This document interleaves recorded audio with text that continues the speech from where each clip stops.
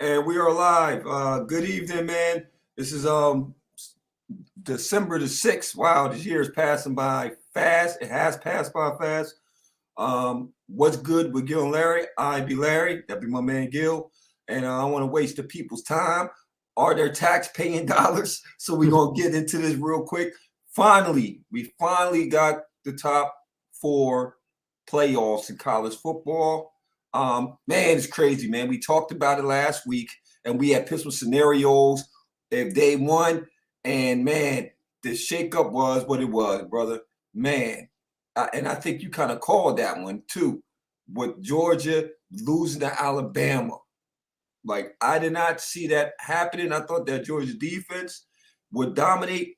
I really didn't think that Alabama was going to win playing the way they won, but they actually Milroe has grown as a quarterback. I have to give him his flowers, man. He has grown as a quarterback. He's confident. I think by him going through that benching earlier in the season, it actually helped the program. It helped him out. You know, they look good. They look good. I have always on the fence about if Georgia lost, would they still be the fourth best team? You know, and we both agreed that we thought they would still make it being the fourth best team. But if you beat the number one team and you win your conference championship, was that enough to solidify your position as a fourth best team? And obviously it was in the committee's eyes because, as we know, Florida State went undefeated and still didn't make it.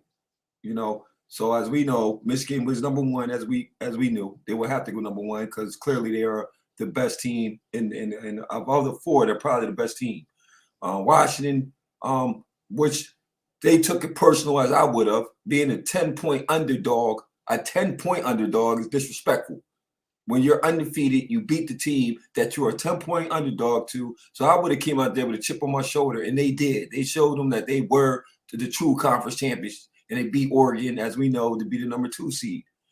Texas, like I said before, I knew it. I said if they lose, if Oregon doesn't beat Washington, and if Alabama was the beat Georgia, I said that Texas would be the third team because you beat the team that beat the number one team, and you have won your conference championship, and you would have to dominate your conference championship. They would have had to blow out Oklahoma State in order for that to happen, which they did. It wasn't even the game. They was up by 28 by halftime, you know.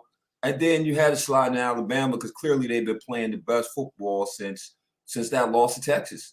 They've been slowly, systematically winning.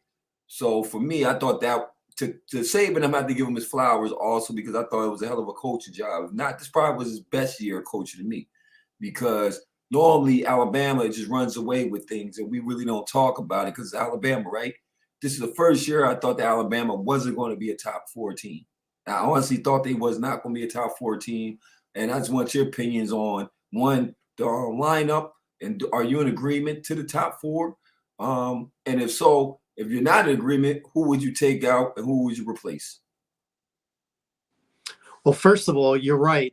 We went through a lot of scenarios last week, and one of the scenarios did come true. And I was very curious to see if Georgia lost, and they lost by like single digits, would they fall out of the top 4? I thought if they lost double digits, 10 or more, yeah, they would probably be out. But single digits, and it happened to be 3 points.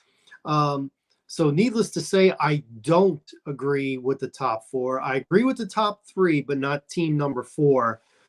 I think the fact that not only did Georgia lose, but losing the last game of the year in a conference championship meant more than if they would have lost early in the season like Alabama did to Texas. Mm-hmm. And Alabama lost to Texas by more than 3 when they played week 2.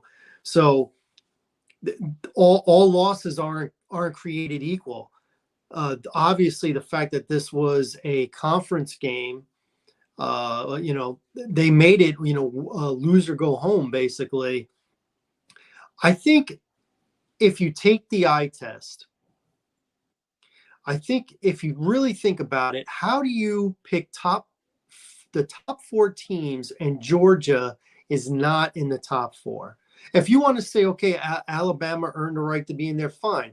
But someone's got to go out. I mean, I personally, despite the fact that Washington went undefeated and beat Oregon again, I still think Georgia is better than Washington. I still think Georgia is better than Texas. And I certainly think they're better than Florida State, who went undefeated. And another scenario that we talked about was, would they keep Florida State out primarily because of the quarterback situation? And that's most definitely what they did. Okay. They ran the table. They won every game. They made it into the top 4. So for them to fall out while the number 1 team falls out of the top 4 is almost preposterous. Yes. But then, you think about it, you're like, okay, well, who do we want to see? Do we think, if all things are created equal, does Florida State hold up despite their record? Do they hold up to these other 3 teams? I think what they were afraid of was another SMU kind of deal. TCU. TCU. TCU. Yeah. Christian. Yep. Because a lot of people were surprised they made it, and they actually won a game. They beat Michigan. Indeed. But when it came to the championship game, they kind of got exposed for the team they are. They're just not that level. And another thing to think about, I'm more than pretty sure Michigan was a little disappointed that first game was not against Florida State. Now they're going up against SEC Alabama riding high. Nick Saban, Jim Harbaugh, head-to-head. Jim Harbaugh doesn't have the coaching advantage like he would with pretty much everybody else, right? That's true. You can only think maybe Kirby Smart would be the other guy to have it over Harbaugh at this point. So this isn't a given for Michigan. I don't think this is a participation trophy for Alabama. I think we got 4 good teams. I don't think Alabama is the 4th best. I would have them the 5th best. I would keep pushing back Florida State. I would. Hey, what's the point if you don't have them 4th? Then have them 7th or 8th at this point. What's the point of having them 5th? I personally don't think Florida State beats Oregon. I certainly don't think. Think about this. Florida State in their bowl game coming up is going to be in Florida, the state of Florida, and they are a big underdog to Georgia. Now, Georgia just fell out of the top 4. Florida State won their game, yet they are a big underdog practically in their own backyard to Georgia, yet they're the one that deserves to be number 4, not Alabama and not Georgia. Right. Makes no sense. It tells you the kind of respect that the Vegas boys are giving Florida State. They're pretty much putting it out there saying defeated, undefeated, 1 loss. Listen, head-to-head, we don't think they are nearly as good as Georgia, and Georgia didn't make it. Georgia is actually ranked below, right? I think they're ranked below Florida State. I think they're 6th. Florida State is 5th, yet Florida State is practically a home underdog and a big one at that. So to me, that tells you all you needed to know. I would have rather Georgia have been 4. I'm okay with Alabama. I'll definitely take Alabama over Florida State. And you're right with Washington. They really that was a statement game, and it probably, even though he's going to be there, it probably cost any chance Bo Nix had of winning the Heisman, losing that. Yeah, I told you this before. I said if Penix Jr. was went out, he got the guy's Heisman. I said it. I said if he was able to win out, and his resume stacking up because he beat who he's supposed to beat. He had good games. It wasn't like he had bad games. He put up big numbers. Not too many turnovers, which you're looking for in a Heisman candidate to me. I think he clearly won it. In my opinion, I think he's going to win it this year. And then Caleb Williams, he's not going to play his final bowl game. You agree with that? Him not playing his final bowl game? I agree with it if that's his way of saying I'm going into the NFL Right, draft. right. That That makes that's sense to what me. they'll tell that because what would be the other reason? Why else would he not participate? Exactly. That's the only reason I can think of him not Right. playing is the fact you say, you know what, I was dabbling with the Hmm. thought of coming back for my senior year. That's not happening, especially after the way Right. we imploded. After we imploded, neggy it's not happening. I'm definitely taking my shot because who knows? I might come back next year for what? I might get injured. My stock go down. I'm clearly going to be the number one player coming out this year. Clearly, okay. So why would I blow that? I don't care where he ends up at. You know what I mean? Because right now, who you got? Carolina's number one. Are they the Right worst now, team? right now it's Carolina. Carolina, right? Right now, I don't think. Well, Carolina, it's the Bears pick. The Bears It's the have worst pick. Carolina's pick, Right. but I'm I'm taking a guess. What either New England will finish with the worst record, Yeah. or New England will trade with the Bears to go up to number one and take Caleb Williams. I think Caleb Williams is going to be a New England Patriot next You year. think so? You think so? Do you now? Maybe I'm Now speaking it into fruition. you might Maybe be, I'm just or are you hoping it out loud, as you but I being can see that happening. a Bear, you wouldn't want him as your quarterback? Honestly, I told you my number one option would be to keep Fields. That's my number one. Am I gonna cry if they draft Caleb Williams? No, but my number one would be keep Fields and draft Marvin Harrison Jr. oh That's yes, and oh I'm yes, still on the but fence on what I want to do with that second pick because the Bears are going to have another pick in the top yeah, 10, yeah. easy, unless they trade down. But as of right now, they're picking My, fifth. my, my thing is the fact that even if you say you do get Marvin Harrison Jr., right? Hmm. It's all gonna come down to the OC to me, Hmm. It's play calling, because what's the point of having a Ferrari and you don't drive it? Right. What's the purpose of having these weapons around Justin Fields and you don't maximize them? You know what Hmm. I mean? Seriously. And then for Justin Fields is just being more patient in that pocket and just being more patient. Obviously, the old line was an issue, so that makes it uncomfortable when you don't have a solid old line in front of you. But then again, we'll talk about the NFL a little bit later in our show. I don't want to sidetrack. But Sure. yeah, so Caleb Williams not coming out of college, I agree with his decision, especially if he's going to go to the NFL. That's the only decision. Because outside that is like, why wouldn't you play your last game? I understand that it's not a bowl game that nobody in USC really wants to play. Some of Hmm. these bowl games is like, why? Especially if it ain't for a Yeah. national championship. It's like, I get it. For the school is money. But Hmm. as a player, I want the big chip. I don't care about the little bowls. I wouldn't care personally. I'm not going to get up for the little bowl. I'm just not. It's a Hmm. football game, but it's not on the same prestige as you playing the big game. You know what I Hmm. mean? But yeah, I'm gonna agree with you as far as the top four, man. I just thought that Georgia, I still thought Georgia should have got in. I do, because that's clearly, I think that, like you said, you lost by single digits in a championship game, which I'm really against that. The championship game being the determiner for me, man. Hmm. Especially if you played excellent all year and you just happen, especially if it's a close game. Now you get blown out your championship game, and that's something totally different. That's a whole different conversation. But I'm talking about they barely beat you and you don't get in. I'm not feeling that, man. I'm Hmm. not feeling it. Like you said, to your argument, man, Alabama, you do the eye test. Y'all got blown out by Texas. Second game. Yeah, the second game of the season, we still got blown out. Georgia only lost was only by three. By three.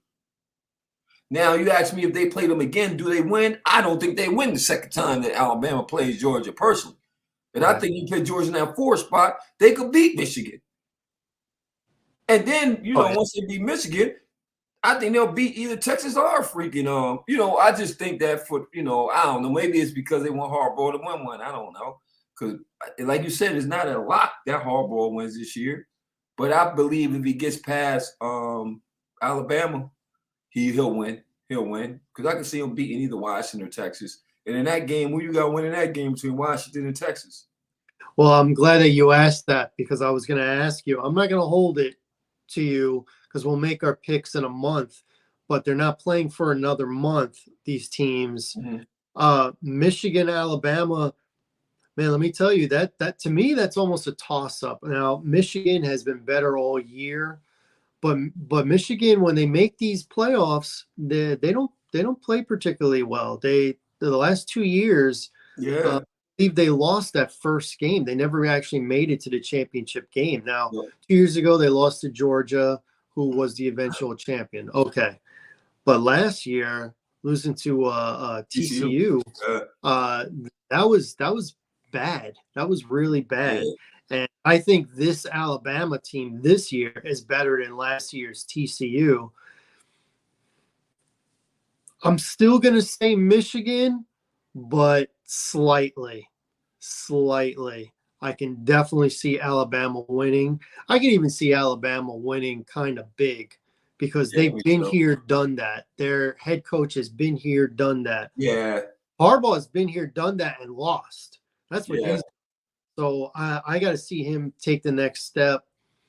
Again, this whole cheating scandal thing still plays into it. So if you want to try and write that and make it seem like it was no big deal, we're here on our own merits, then go out there and win this game. Beat Alabama. Beat at minimum, even if you don't win the championship, at minimum, beat Alabama. I don't care if it's by a single point. Just win. Just win it. As far as Washington and Texas, that's interesting because initially I thought Washington, and then I started thinking, man, their defense, no bueno at all. No bueno. And Texas has star power. Yeah. There's a lot of people down south, a lot of celebrities, a lot of former athletes that align themselves with the Texas Longhorns. So Washington is like the little stepbrother that's in this thing. Now, Washington has answered the bell all year. Yeah. So I'm going to go with my original thought, and I'm going to say Washington right now over Texas. So I'm going to pick the top 2 seeds, Michigan and Washington. But I definitely think Alabama could beat Michigan. And I'm 50-50 with Texas, Washington. I'm just going with the higher seed and the team that's answered the bell, especially when you really disrespected them this past week with Oregon and they came out guns blazing. So I'm going to say that carries over. I'm going to go Michigan, Washington in the championship game. I'm not going to make a prediction on that yet, but those are my 2 teams. I don't feel super solid about it. Yeah, I got Alabama. I got Alabama beat Michigan. Like you said, I think that for the fact that Harbaugh hasn't beat Saban, and Saban is just another game for him, And then I think that defense is solid. I think their defense has gotten better, as they've been playing. And then Milroe, he's a playmaker. He's a playmaker. I'm sure that they'll scheme up something Michigan-wise to try to stop him, but defensively, I haven't been impressed with Michigan, lately. So I slightly got Alabama winning. They might blow them out, like you said. It might be a blowout, to be honest. And then Washington, I'm in agreement. I think it's going to be a shootout in that game. If you ask me who I think is going to outshoot each other, Washington will outshoot Texas. I think it's going to just because Penix, like you said, every time they come in and then people doubt them, they answer the bell. And they have an explosive offense. They definitely got an explosive offense, man. They make plays. So I got Alabama, Washington. And if you all ask me who's gonna win that one, I hold off on that one too.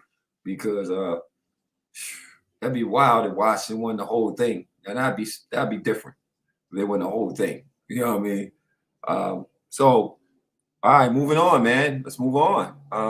As you know, the NBA in tournament play has don't forget about the Heisman, guys. Don't forget about the Heisman. The Heisman's, like I said before, I already told you my pick for the Heisman. I got Penix Jr. winning it. Obviously, Bo Nix was there, is there. Marvin Harrison Jr. is there. And who's the 4th guy?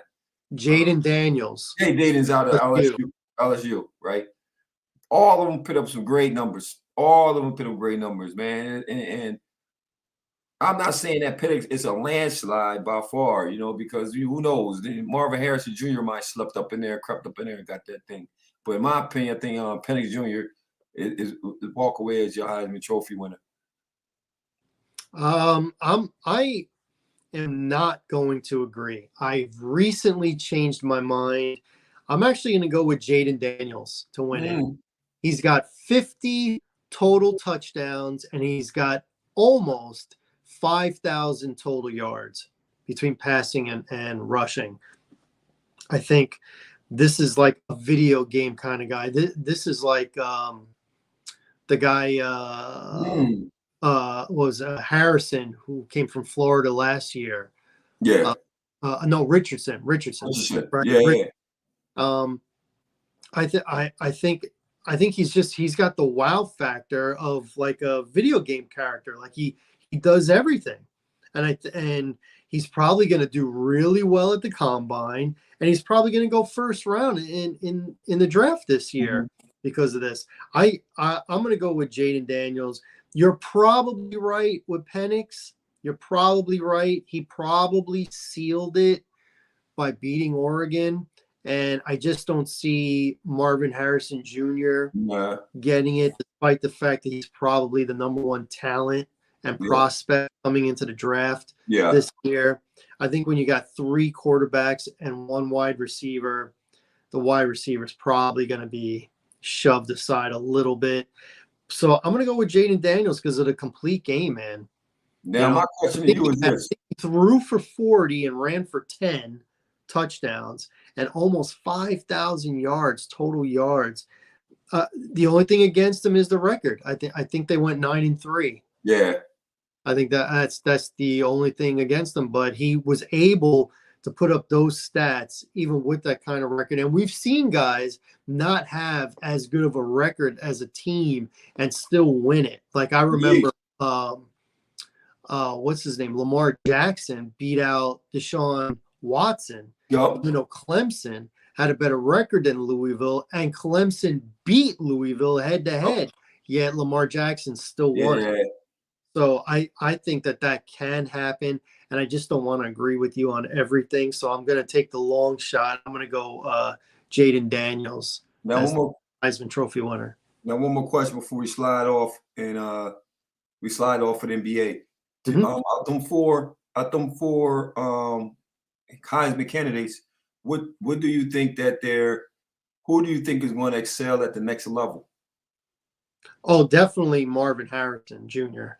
To me, he's a bigger version of his father. I don't know if he's quite as fast, but he's got the hands, he's got the route running, he's a touchdown machine. And especially if you think about the teams that he might possibly go to, if he were to go to the Bears, okay, he would not be the number 1 guy his rookie year. No, DJ Moore. It would be DJ Moore. Yeah. So that means you don't double team number 2. That means usually you don't get the top corner when you're the number 2. Yeah. Usually. Field day. Barbecue chicken, as Shaq would say. Barbecue chicken. Yeah. Eat it up. Eat it up. Eat it up. So I think he has the opportunity if he's healthy. If he's healthy, you can't assume that. But if he's healthy, I think he'll have great success, especially if he goes to a team where he doesn't have to be the savior on offense, where he doesn't have to be the guy that's looked to be double teamed on almost every play, especially when it's an obvious passing down. At most, it would be 50-50. At most. He'll take that. I'm going to go more. But I'll tell you what, I think England.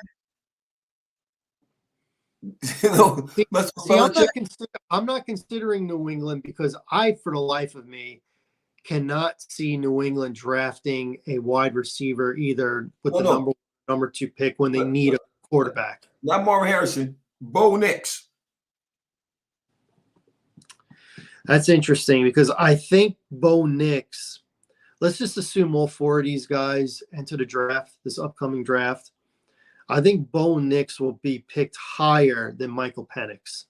I think he is a higher rated pro player than Penix is. You got to remember, Penix has 3 good wide receivers, and one of those guys might go top 10. Yep. You're right. So something like that unfortunately might be held against him a little bit. I'm going to say in order, Marvin Harrison, number 1. I'm going to say Bo Nix, number 2. I'm going to say Jaden Daniels, number 3, and Michael Penix, number 4. But I think all 4 guys will be first rounders. And I think Caleb Williams will be picked above all of them. Right. He'll probably go 1. And I also think this, because Caleb Williams, he'll probably be number 1. I think outside of maybe a couple of drills on his pro day, I don't think he participates in anything. I don't think he does the combine. I don't think he does any private workouts. I think he does a couple of things that he does well on his pro day. That's it. But I think the other guys will do everything. I think they'll do the combine, do the pro day, do the private workouts, because they're all competing. They all know that they're probably not going to be number 1. So who's going to be number 2? Who's going to be number 2? And maybe Marvin Harrison Jr. doesn't do everything because he's not a quarterback, but these quarterbacks are going to do everything. So, you kind of like try and project, because there's so many teams that need quarterbacks. Fact. So it's hard right now, but I could see Caleb Williams in a New England Patriots uniform. I could see that. Man. Whew, that might save Belichick's career. I'm not sure Belichick comes back after this. I'm not sure. He's got a history, especially in the last decade, of not making such great personnel decisions. That's part of his job. And I think he's an ego guy. Why wouldn't he be? He's earned the ego that he has. And if the owner comes up to him and says, I love you as a coach, I want to keep you as a coach, but I think I want to bring in a football guy or another, kind of GM guy to make the picks and the off-season signings, I don't think Bill accepts a demotion. I think he leaves. And he maybe gets a job over at the Chargers. Something like that, because he wants to break that record. He wants to break that Shula record. Oh man! And he's like 10 victories away, something like that. So he's either 1 good season away or 2 mediocre to bad seasons away. And he's the same age as my father, so he's already 72 years old.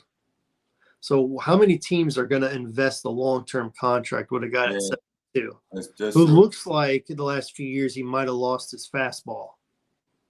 Yeah. You know what I'm saying? Yeah. So,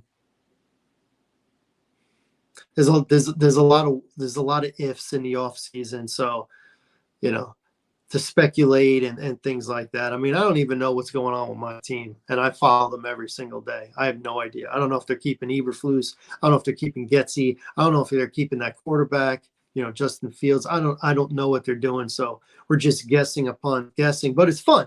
It's fun because we did that last week, and then you see how things turned out. Yeah. Bowl games, you're like, See, America, see, that's why you need to watch What's Good with Gil and Larry. We give you these scenarios, so when you watch these programs and these sports shows and these games, we give you a different perspective to look at. So by now you can be like, oh yeah, they did talk about it, and look what happened. Just like this tournament thing with the NBA, right? We finally got our semifinalists, and it's ironic that it's LA playing New Orleans, and you got Milwaukee against Indiana, right? Well, I said irony is because you got the ambassador, Mr. Fatherless Time himself, LeBron James, and the How first about that? inaugural season for the in tournament, and he's in the semifinals. How about that? How about them that? You know, oh man. Once again, they were good games. I watched the game with the Knicks, and I'm a Knicks fan, so I watched my Knicks, and just it's hard when you got Giannis and Dame Don, as we call him in the rap world. Man, they put 146 up on us, man. 146. Dame went for 28, and Giannis went for like 30 something. Ill. And then you got Brook Lopez, Middleton, and just their supporting cast. It's not a good picture. Then I mean, Julius Randle went for 41 for us, but I'm not a big fan when Julius Randle goes for 40 anything, because we don't win. You know what I'm saying? We just don't. It's like when Carmelo played for us and the offense just goes stale. You know, you get this ISO ball and just no movement. I'd rather have Jalen Brunson going for 30 plus.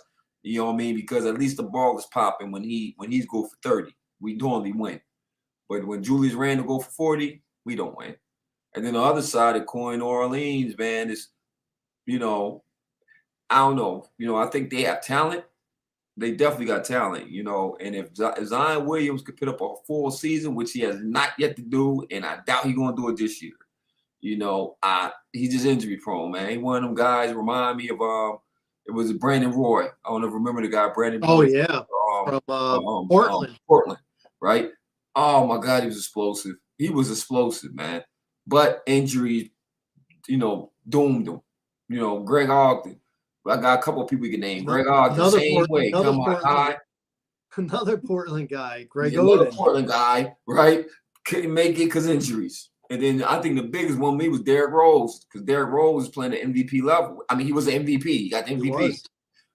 And then he blew his knee out. And then after that, it was just he could not get back after that injury. It was injury after injury after injury, because that style of play, once again, that style of play is hard to maintain, man.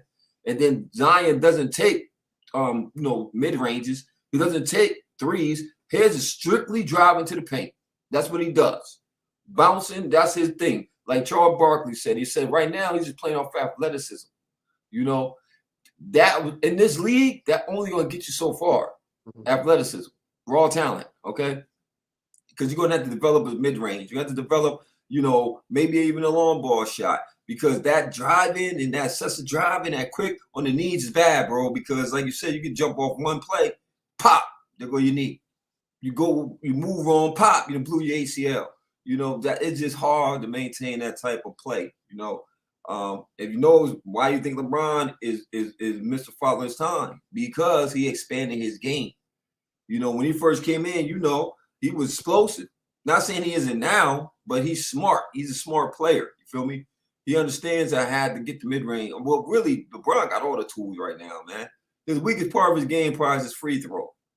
That's probably the weakest part of his game is his free throw. He understands that he doesn't have to do everything. He does, but he doesn't, because he'll go through his teammates. He'll try to set up his teammates. The guy with assists, he got shots. He could drive still. He's not going to, dunk on everybody like he was when he was young, obviously, but he has an all-around game, So I'm loving the semifinals. I think it's interesting. Indiana, explosive team. They are. It's gonna be a good game between them and Milwaukee.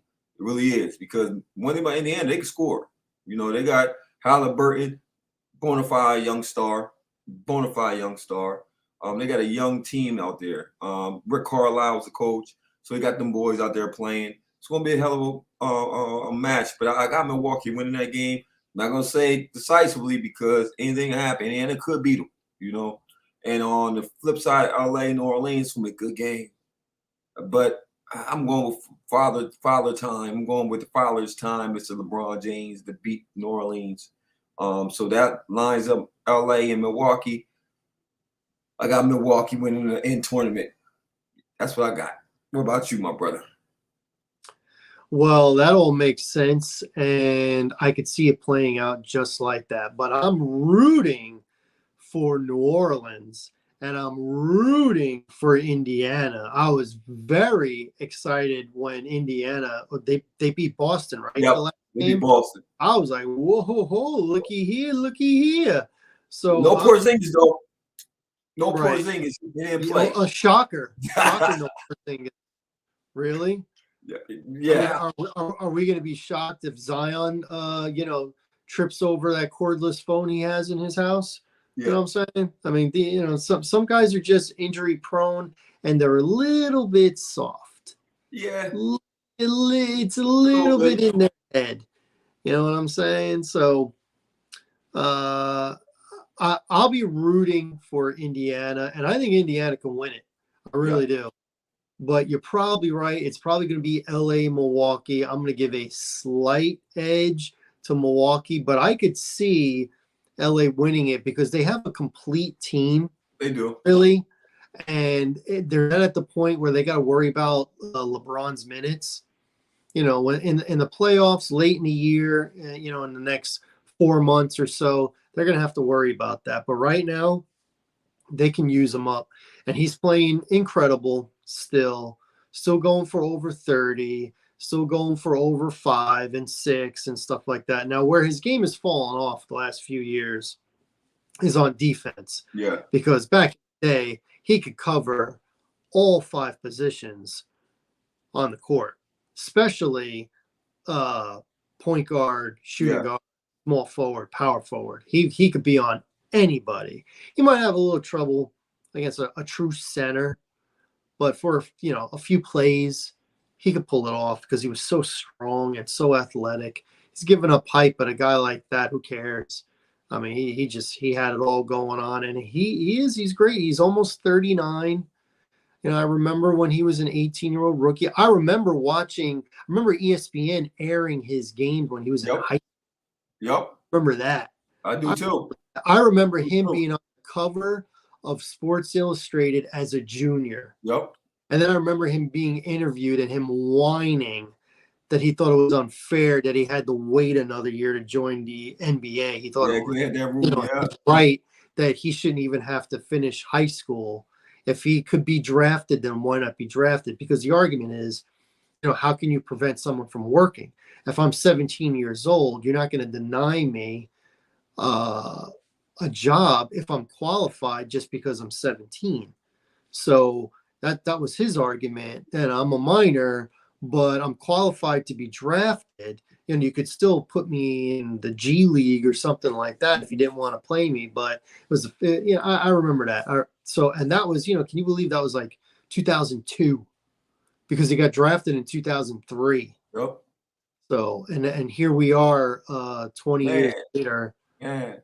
It's crazy, and he's still going. It's still going. Still going. You know what? And I think he's going to go next year too. You know what? Because he still has a passion of the game. He does it the right way. It's not about the money. It's not. He's clearly he's going to be almost a billionaire. So it's definitely not about the money. Okay. This guy, man, has lived up to it. Shaq didn't like what Chuck said when Chuck said that nobody had to come in at that skill set with that much pressure and be that good that early and hasn't faltered. Shaq said, well, I came in dominant. He said, yeah, but not like this guy. Right.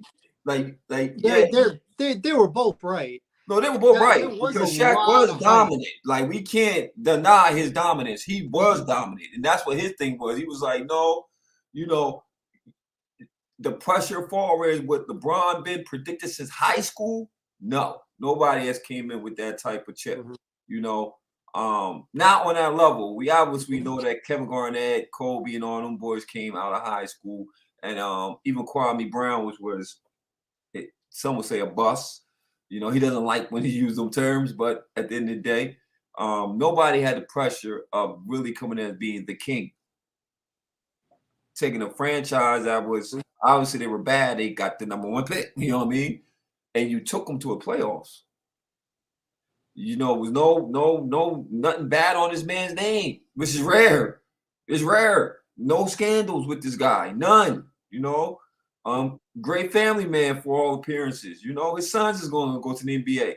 and actually going to carve their own way, which is hard to do. You know, Mr. Michael Jordan couldn't do that. His sons don't play ball. They went to college, but that's a big shadow to live under, right? Um, Well, we'll see. We'll see what Bronny and his brother do. You know, with his heart they're condition, if he could get through his heart condition and everything, man, more likely he'll make the league, you know, because prior to his heart condition, you know, I mean, he has his own game. And one thing about him, he's a point guard. He is really like a true point guard. You know, he's not gonna be like his dad, which I think his younger brother is actually gonna be more explosive because he's taller. He's his dad's height. He's like 6'8". I think Bryce is like 6'8" right now, maybe 6'7", 6'8". So he'll be 6'9" like his dad. You know, he'll fill out, big guy. He's already dunking all over people, and that's the younger brother. You know, so I think he'll have a big upside. But like I'm saying about LeBron, I think that by him having passion and loving the game, I think once you're passionate about anything, man, that you won't cheat the game, you know. And if you don't cheat the game will treat you right, you know. I think a lot of athletes, like you said, egos, money, the work ethic isn't there, you know. Just want to go out there and just dominate the next person isn't there, you know. That's why they could take a day off. Like that's a part. I don't know, man. I'm a true fan of this thing. I've been a true fan since I got in basketball, you know, and I always admire. They talk about the 80s, 70s. I can go back to 80s. I can't go to the 70s. It'll be tape for me. But the 80s, it was passion, man. Them dudes played 82 games, man. And they played through injuries. They played through broken bones. They played, man, you didn't have to carry them up the court for them. And it was way more physical. It was way more physical because it wasn't that you go to the 3-point line, you just come out as soon as you hit half court and just pull. You know, it wasn't that. It was you literally had to run half court sets. You know, it was really you going through these picks, you gonna feel this pick and roll. You know, you have dominant forwards. When you went in the box, they was taking you to the block. They taking you to school, man. You know, so it made you tougher. Man. You know, nowadays the athletes are super paid in all the sports, more money than you ever seen, right? And then we got these things where people want to rest. You got to make a rule not to rest. Come on, man. Stop it, man. right. Stop it, man. We should never have to make a rule where you can't rest when you're a healthy scratch. Who makes a healthy scratch? And you're in your 20s. Come on, man. And you're in your 20s. Are you serious? That's just soft, man. That's like it's like us taking a personal day at work. Yeah. We're not calling out sick. We're not injured. There's no emergency. I just kind of want to save myself because I think on Friday I'll be a better worker if I don't work Thursday. So I'm gonna take a day. Take a day here and there. Getting back to what you're saying about the league, it's definitely softer now. I don't want to disrespect the game or the players. It is what it is. It has evolved. Obviously, they're better athletes now. All around, generally, they're better shooters now. But you can't play you can't play perimeter defense at all. Perimeter defense at all. No. And there's no, there's very few big men back to the basket. So the game is just really different. Yeah. I remember, man, in the 80s and early 90s when a defender could extend his hand and put it on the guy's hip. And I remember Derek Harper explaining how that was such a weapon for him on how he could push on somebody and get their body to go one way so he can anticipate the bounce of the ball and get a steal. And once they changed it from extending the hand to putting your forearm on him, he said that was the start of the snowball just going downhill and bigger. And now when you extend the arm, now what the players will do is they'll force a contact, so they'll step up in it, and it's a foul. Yep. Because you force the contact. Yep. You know what I mean? It's just man, it's just sports in general. Or man. they'll grab you. Like Reggie Miller showed how you could be running around the court, they're with you, and you're actually grabbing them. Yep. So as soon as the ball comes your way, you have an option of letting the ball go because you could say they held you, or you can create a foul by grabbing it and just throwing it up and getting a shooting foul by you grabbing them. I saw Reggie Miller show Bob Costas how to do it. Yep. Tricks of the trade, whatever, gamesmanship. It is what it is. But to get back real quick, to get back to your dominant guys that, that were previewed and have lived up to or even exceeded expectations. Definitely Shaq. Shaq was a big one. Kobe was a big one from Lower Merion. I don't know if I told you a story about when I ran into Kobe on draft night. Too bad we didn't have the podcast then. That would have been awesome. Oh, that'd have been awesome. That would have been awesome. Ran into Kobe after he got drafted. Let's just say it was pretty obvious he was not staying with Charlotte. He kind of gave those vibes for sure. And obviously LeBron. Now with the Victor Wembanyama, we'll see. Let's talk about that in 10 years, 15 years. But he's gotten a ton of hype. He's probably number 2. LeBron. Some people think he's number 1. But do you remember in the 80s? You remember Bias? Oh, Len Bias. Len Bias. You remember? Remember the hype around him? Yeah. And then tragedy. Yeah, tragedy. Yeah, tragedy. One night, man. One freaking night, man. Changed that whole. That hurt a lot of people when that happened, man. That hurt a lot of people when that happened, man. Because I actually saw some old tape of when he was in Maryland. No, in fact, he went to Loyola, Maryland, Loyola, right? Well, no, I thought he went to Maryland. I thought it was Maryland, right? Maryland? I thought it was Maryland. I think so. Yeah. I think it is Maryland. Yeah. So, was it Maryland? Was it Maryland Loyola? I gotta look that up, but I know it was Maryland. All right. Anyway, I thought it was Maryland. But I saw the old tapes, man, of this guy because I never, growing up, I used to hear the stories, but I never really saw him play. And then when I saw how dominant he was, I'm like, man, that had to hurt the fans of Boston, man, because, yeah, to pair him with Larry Bird and the boys, oh, that'd have been awesome. You had a true big man that was like dominant. They probably would have been able to go back and play the Lakers in the finals again. Oh, it'd have been crazy. Yeah, I think Bird was hurt. The whole organization was hurt. Red Auerbach definitely was hurt when he found the news, man. One bad evening, man. One bad decision. There's a very good, very sad 30 for 30 on him. Yeah, without bias. Yeah, it was a tearjerker, man. Yeah. Yeah. But I guess one more last guy. What about Allen Iverson? Did he live up to the hype coming out as the number 1 pick? Well, in your opinion? There was a lot of hype around Allen, and I'd have to say yes. I mean, he made the Hall of Fame. I always thought of Allen could have been better than what he was, but he didn't take practice seriously. He was James Harden before James Harden. Yeah. But he didn't go all out in practice, and he didn't really try to make his teammates better. I just think he was a scoring machine, and he was a volume shooter because he wasn't a great shooter, so he had to put up a lot of shots to get his points. They built a team around him. They moved him. Just think about it. This guy's my height, and they moved him to the 2 guard. Yep. And just surrounded him with defensive players, which will get you through the regular season. But at some point during the playoffs, it was a miracle that he even made the finals. Yeah. They should have got past Milwaukee that year. They should have got past Milwaukee or Toronto. Right. That's when Toronto had an awesome team, and Milwaukee. That's when they had Carter and McGrady. Yeah, well, McGrady wasn't the McGrady we know later on when he went to Orlando or when he went to Houston. Right. But they still had Carter, who was they had a dope team. And then Milwaukee, they had a team for real.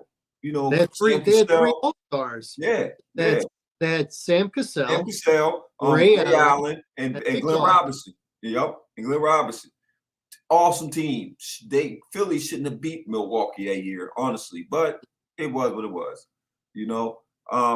Moving on, man. To answer that though, I don't consider Iverson in that category because there was more hype around Kobe, and Kobe was in that draft. Indeed.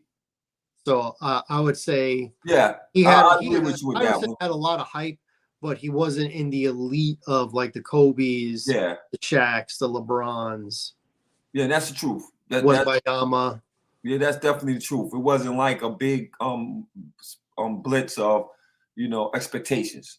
Right. He did go one. He did go one that year, but I was there. yeah, he I definitely won remember he one. went one and Yup. Marcus Camby went two. One two, yup.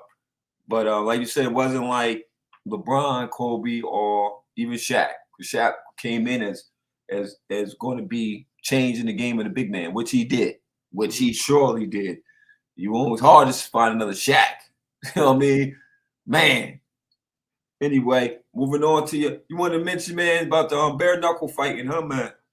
Oh yeah, real quick, Bare Knuckle had their biggest event in the history of the franchise, which is I think it's only like 4 years old, so we're not going too far back.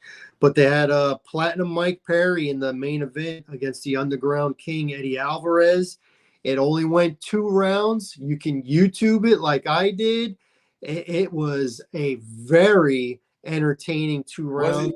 I am not um one of those people that thinks bare knuckle is a legit sport. I think it's entertainment, but I don't consider it really a sport because to me it's guys that couldn't make it in boxing or couldn't really make it in kickboxing or they were a mid-carder in MMA. Like, I mean, Eddie Alvarez was the champ, but as soon as he took on somebody good like Conor McGregor, he got knocked out in the second round. Yeah. And Mike Perry, anytime he went up against someone with good submission moves, he tapped out. But for this kind of fighting, for guys that are constantly moving forward and do have good hands, it was an exciting, entertaining fight. Eddie Alvarez tuned up Mike Perry in the first round, but Mike Perry was clearly the bigger, stronger guy. And in the second round, he said, F it. I'm just moving forward. And he walked right through Eddie Alvarez's punches. Eddie could not do the same with Mike Perry. And he actually never made it off the stool after round two. His corner called it. He broke his orbital bone in his eye. And Platinum Mike Perry is the undisputed champion at the bare knuckle fight league or what's it called? Bare knuckle fighting championship. That's what it is. And so Mike Perry found a second career for himself. The guy's crazy. He's nuts, but he's entertaining. Check it out on YouTube. I think it'll be entertaining. And it's short. It's only 2 rounds. So, one guy dominated the first, the other guy dominated the second, and there you have it. I know you got a boxing event coming up that you got to let the people know about to give them your knowledge. Yes, sir. We have that knowledge. We have Devin Haney, the undisputed 135-pounder, which he has given up this 135-pound belts, and I want to talk about that. But to get to this fight, he's going to fight Regis Prograis, who is the 140-pound champion. So that fight is this Saturday. It's going to be an interesting fight to me. Devin Haney is Devin Haney. What he does, he's a ring technician. He's a boxer. He doesn't translate with power. He reminds me kind of like when Floyd got older, not on the same level of Floyd Mayweather, mind you, but it's more like he's a defensive type of fighter. So and then Prograis is a power fighter. He's a power puncher. I always say that sometimes skills got outweigh power. Because in order for a power puncher to be effective, he has to be able to cut that ring off and get you a position where he can kind of get you in the corner, where he can unload on you. You know what I mean? Like any good shot. But if you fight a defensive fighter, he's looking for that shot. He's studying you. And I'm watching Prograis, and I know that David Haney Pop definitely going to have him ready for this fight. So it's going to be an interesting fight, man. He's coming up in weight. This guy is the 140 champion, so he's comfortable at 140. So, but once again, David Haney was struggling making 135. So I think 140 would be actually more comfortable for him to make. So it's gonna be a good fight. I got Haney winning this fight only because of the skills. Progress, you gotta sell the fight. but I don't think you're going to be the landed shots. And then I saw the last fight, which was very unimpressive, that he fought the guy. It wasn't, he was nowhere clearly on the skill level of Devin Haney, But back to these belts, man. It's like back in the 80s when boxing to me, especially the welterweight division, was so powerful, was so great because you had legends. You had Sugar Rays, Durants, the Haglers, the Hearns. And guess what, Gil? Guess what? You want to know a little secret? They fought each other. Yeah. And guess what? It was battles. It wasn't none of this dancing around the ring crap. Okay. Right. It was battles. Like we unloading. If you saw Hagler and Hearns, man, when the bell rung, they got at it. It wasn't no dancing. It was blow for blow. Whose chin is stronger? Who got more stamina? Obviously, Hagler had more stamina because he ended up beating him, I think, in the third round, knocked him out. He was clearly exhausted because he gave everything in the first round. Or even if you watch Leonard, when Leonard fought Hagler, they fought. Every round was a battle. It wasn't none of this. I'm filling you out, boxing, filling. It was none of that. It was we're here to box. I'm trying to knock you out. They took it personal. They did. It wasn't about the money. It No. wasn't about the stardom. No. They generally put it in their head that they did not like the guy standing across from them. Yeah. Hearns never liked Hagler. No, Hagler never liked Hearns. Nope. Hearns never liked Sugar Ray Leonard. He does now a little bit. Yeah. I don't know if Hagler and Sugar Ray ever made up, unfortunately. I know that there was, Duran made himself nuts over Sugar Ray. He made himself nuts to the point where he would insult his wife. Yep.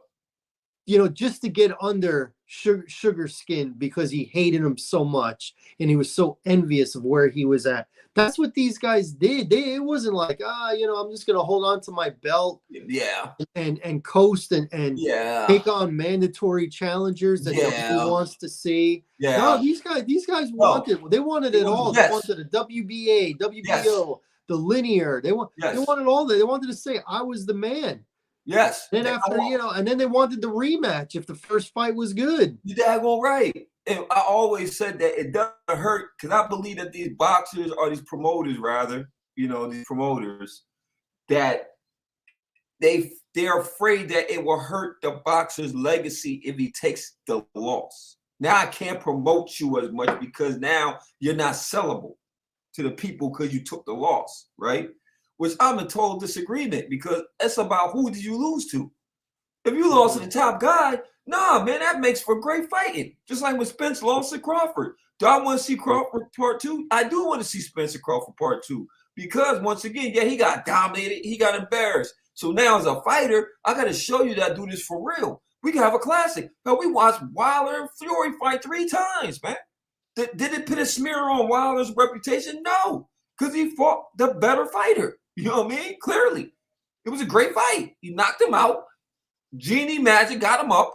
Or voodoo, whatever he is, gypsy magic got him up from that right hand that put him down, right? Because he definitely was some gypsy stuff, right? The Pixies came in that ring and got him up. I'm trying to tell you, man.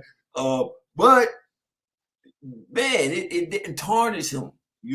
One thing I always said about Mike is Mike Tyson. I love Mike Tyson, man. I love him now more than I even did then, because he's giving you the raw. I love Mike because he give you the raw, and he's an intelligent guy. As much as people didn't want to give him his intelligence, he was very intelligent. He is intelligent, But one thing I never liked about, and you can blame Don King for it. I mean, he's the promoter, right?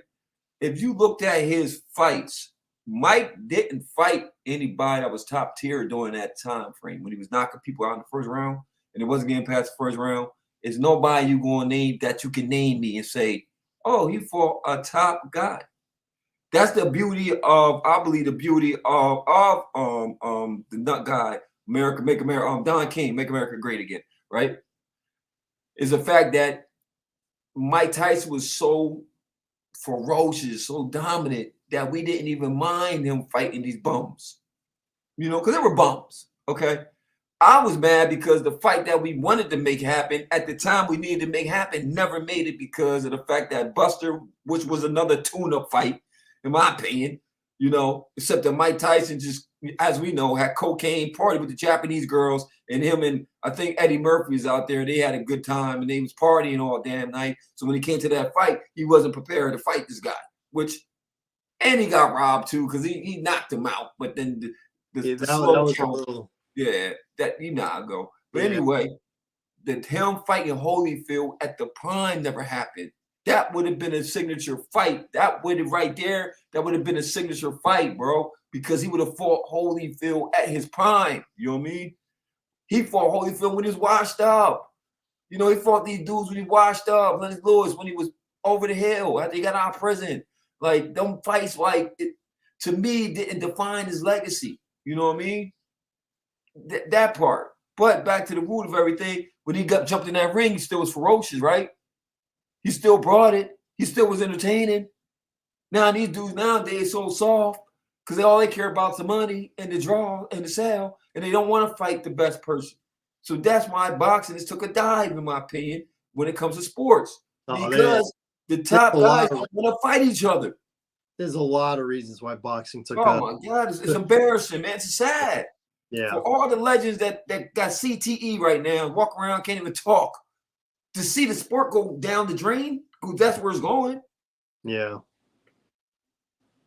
I don't really know how to fix it. I think I don't think you can. Floyd, as great as he was, he kind of messed it up because by him being such a big draw and by him kind of showing you kind of how to do it, because he fought legends, and yes, he has beaten all the legends he fought, but he didn't fight him at the time he should have fought him. He didn't fight Pacquiao when he was at the height. He fought him on the decline when somebody already cracked the code on him. You know what I mean? Sugar Shane, he already had losses when he fought him.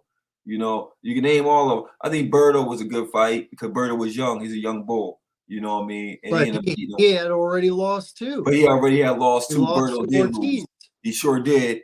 And Ortiz had losses. Madonna had losses. All these people he fought already had losses. So it wasn't the same draw, But anyway, Devin Haney, this Saturday, you need to watch it. Let's get to the bread and butter of what we do, which is this NFL. And I have a game breaker for you, my brother. Guess what? The Jets are going back to Zach Wilson. Wow. What would have known? Zach Wilson gets another shot.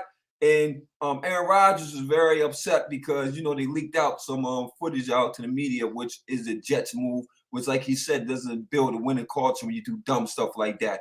When you leak out to the culture and paint the picture to the media that this guy gave up on the team. Even if it was, it's some internal stuff, whatever. You feel me? At the end of the day, they tried to get away from Zach Wilson, and they figured it out that, hey, he might not be Aaron Rodgers, but he's better than what you got on your roster. Tim Boyle was a disaster. Disaster. Yeah, he's done. They he's waved out of here. He's out of here. He's like ripping was when the Rams. Ripping. Get out of here. Y'all can't even hold a clipboard for us. Get out of here. And then they tried with Simeon. No, he didn't do well in Denver when he had the job. You think he's going to do something out here? He's your third. He didn't do well anywhere. Nowhere. So that was a disaster. So, I mean, hey, man, y'all won a couple games with Zach Wilson. I mean, hey, you can't play no worse than these two. For me, as Zach Wilson, I'd be like, hey, I can't play no worse than them guys. That'd have been a confidence booster for me, Aaron Rodgers seems to, support him like, don't give up on a young kid, man. The OC's not helping him out, So at the end of the day, you put all this stuff on Zach Wilson, but who's sending the plays down? Exactly. He's got a very bad O-line right now, too. Oh, terrible O-line, brother. Oh, terrible O-line. And unfortunately, he doesn't read his, he doesn't read his coverages, or he doesn't be able to read, he can't get rid of the ball that fast. You know what I mean? So when you have an O-line that's terrible, you could attest to that at one point. It's hard for a young quarterback when the game is moving fast, right? When the game is moving fast for you to make them checkdowns, and because you're trying to make a play. Mm-hmm. You're trying to make a play. But when you have an O-line, you got to get rid of that ball like on some Brady stuff. You got to get rid of fast. They got to be fast to your playmakers, which once again, it goes back to the OC. Because if you got a bad O-line, then what do? You shorten the route. You shorten the route. Have some crosses. Have some fades. Have some hitches. You got to do certain things. Don't run these dumb behind screens. Like, sorry, get back at your boys because y'all love to run these dumb screens. Oh my gosh. Yeah, dumb screen. That's your solution to the offense. Dumb screen. No. No, you gotta shorten it, man. Give me 5 out. Dump a dime. You know what I mean? Make the defense honest. And then you take a shot. Because now the defense is looking for the small one. So now you get that one-on-one where you let your playmaker go and burn the corner and you can go for a big play. But no, they'll come out and say, I'm gonna go for the long ball for the first play, which is stupid. It's dumb. And when it doesn't work, what happens? We're gonna go to a run. Oh, we knew that was coming. So now you're predictable. We watched another big game. San Fran, Eagles. Wasn't surprised at all. Were you? The only thing that surprised me was the fact that San Francisco came out flat in the beginning of the game, and Philadelphia just really couldn't capitalize, but they were looking better in the first quarter, and San Francisco just turned it on. And they won 3 quarters, and despite some Italian security guard putting his hands on a player, it didn't change the momentum of the game at all. And with Jalen Hurts looking like he might have had a concussion because he went into concussion protocol and still having a bad wheel, Philadelphia they weren't built to win that game. And now it looks like San Francisco today looks like from top to bottom they're the best team in the league, like they were the first month of the season. So, they obviously this game, the Eagles against your boys, is a big one for San Francisco because they want to get the number 1 seed, and they're still 1 game behind Philadelphia with 5 games to go. So they're going to need. It's hard. I can't believe I'm going to say it, but San Francisco is actually going to have to wish that the Cowboys are successful this week. Well, I'm a Cowboys fan. And I've been on my quarterback. You know me. I'm hard on Dak Prescott, man. But I got to give him his flowers. I do. All right, brother. We've been playing chopped liver, okay? We ain't been playing no competition, okay? But that's what you're supposed to do. In the past, when we haven't played competition, what happens? We'll find a way where he'll just have a terrible game. Where he'll go out there and I don't know what he's looking at and who he's throwing it to, but he'll cough that ball up. Lately, Mike McCarthy, play caller, been effective. Dak been playing the game is slowing down for him. He's been playing real good football. As a whole, we've been playing good football. I thought the Seattle game was a lot closer than it should have been, but hey, they came out to play and we answered the bell. Now it's the big ones going to be down to Big D. That's the kind of game we play for. This is it. Feel me? Because now, guess what? We beat Philly. We're tied in our division. Brother. Which is going to be interesting because for one point there, Philly's run away with the division. Now we have a legitimate shot to actually compete with these guys for our division. So that's going to be a very interesting game. This is a decisive game this week, and I can't wait till we talk about our picks because I can't wait to hear what you're going to say about the pick of that game this week. There's one game I was freaking mad at myself for ever going with, and you called this game for real. Don't, America, if you're listening to me, anybody listening to me, do not ever pick the Commanders in no game. Okay? They are terrible. Ron Rivera, no, he is not going to be their coach next year. He took over the responsibilities of defense, and they are terrible. They got beat by 30. Yes, they played Miami, but you took over the play calling for the defense for what reason? I'm curious. Because you did no better than the guy you just fired. Okay? That game, and it's another game that teed me off. Pittsburgh we was on the fence about. Terrible. Should never be a 6.5 point favorite. Nobody. Okay? Woods Clark got knocked out the game. Pickett got knocked out the game. Trubisky is terrible as a backup. It was just sad, man. And then it should have been in the air when you got the game delayed for 4 hours because of weather, inclement weather. Two delays. Two delays. Right. So that's what I'm saying. That should have been an indicator for me to say, man, and every time I go all out on Pittsburgh, they do it to me every time. Never fails. If I go every ticket to Pittsburgh, they'll find a way to lose. Kyler Murray, I don't know how y'all just witnessed this dude and the Rams destroy these dudes at home, and y'all couldn't, and y'all let Kyler Murray and them dudes destroy y'all at home. Disappointment, man. I just had to vent there real quick, man. What about you? What key game stood out for you this past Sunday? Well, even though I picked Pittsburgh over Arizona, I was very happy to see Arizona win. Very happy. I guess I'm in the same boat as I was the week before with the Bears, even though they won ugly, and it left me with more questions than answers. And that's how I felt with the Chargers and New England. Oh, listen, New England is straight. They are straight trash. They can't score. They don't have a quarterback. They don't have a backup quarterback. That's what I'm saying. This whole Bill thing, something's got to change.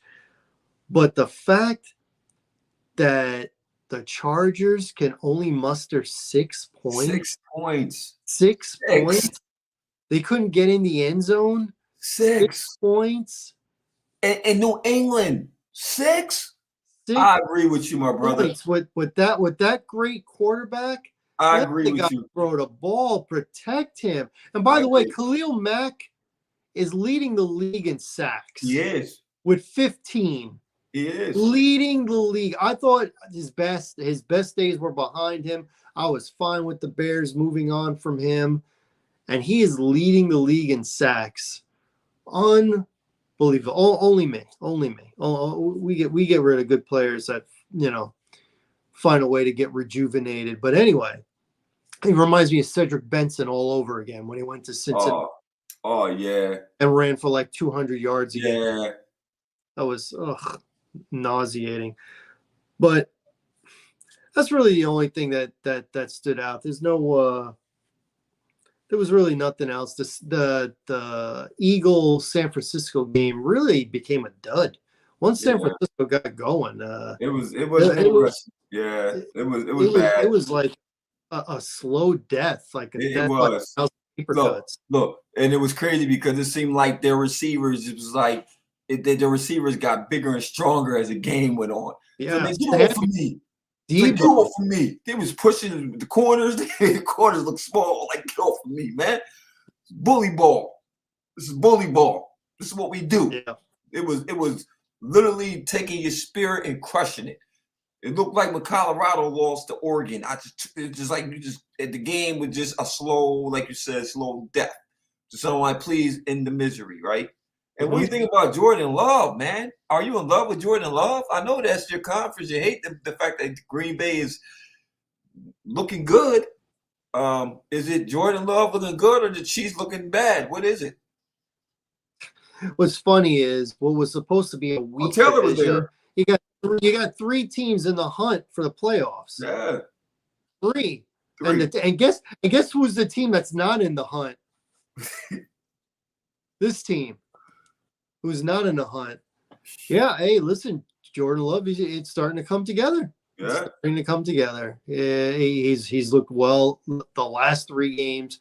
He's looked good. Hey, man, I don't know. I don't want to make any kind of real prediction about his kind of career because I just don't want to vomit all over myself. I had to deal with 30 years between Favre and Rodgers. If this dude gives them another 15 years, what am I going to do? And in the meantime, my team is thinking Fields or not Fields, Caleb Williams or not Caleb Williams, or maybe we'll go Drake May, or maybe we'll go Michael Penix, or maybe we'll go Bo Nix, or maybe we'll go Jaden Daniels. In the meantime, the way your track record Green Bay, man, you might go with May. The way y'all track record looking, man, y'all might go with May. Man, I'm not ready to get into that because I don't want to be sad. I actually think the Bears got a chance to win this game this week. So, Okay, let's go. You ready? I'm ready, man. You That's what we ready? do. I'm ready this week, man. Last week was terrible, America, for me. I didn't even count it because I just was that mad at myself for picking half of these teams that I know I shouldn't have picked. This week, I promise you, America, I'm going to be on the winning side of these picks, man, because I'm not playing this week. Oh, No more just football theory and conspiracy crap. I'm going with who I think is really going to win the game. okay. Okay. Well, I did not have a great week either, but I did finish with a winning record, 7-6. So I guess I'll have to take it. All right, let's get a crack-a-lackin'. Thursday night, Amazon. Time. 8:15.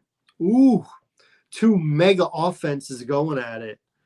New England Patriots at the Pittsburgh Steelers. Oh, my goodness. Pittsburgh is favored by 6. Trubisky will be starting this game. He'll have, I don't even want to say a full week of practice because it's on a shortened week, but he will be the starter. Pickett's going to be out for a little while. I don't know if he's going to be back before this year is up. He probably will be, but he won't be back for this game. Both teams are offensively challenged, but I just think I'm going to take the lesser of two evils, two disappointing Eagles. I'm not sure New England wins another game this year. I actually think the Jets might beat them on the rematch.